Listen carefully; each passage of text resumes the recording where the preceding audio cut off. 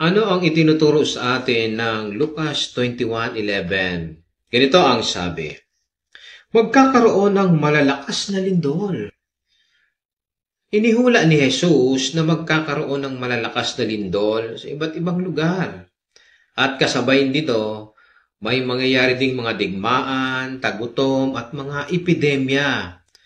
Kapag sabay-sabay nang nangyayari iyan, ipinapakita nito na nabubuhay na tayo sa katapusan ng sistemang ito o mga huling araw. Tandaan natin, hindi ang tunay na Diyos si Jehovah at si Jesus ang nagpapangyari ng masamang bagay. Tandaan natin na mahal ni Jehovah at ni Jesus ang mga tao, kaya mga pinsalang dulot ng mga iyan ay katunayan iyan na ang katapusan ng sistemang ito ng mga bagay na nagdudulot sa atin ng problema ay malapit ng alisin ng Diyos.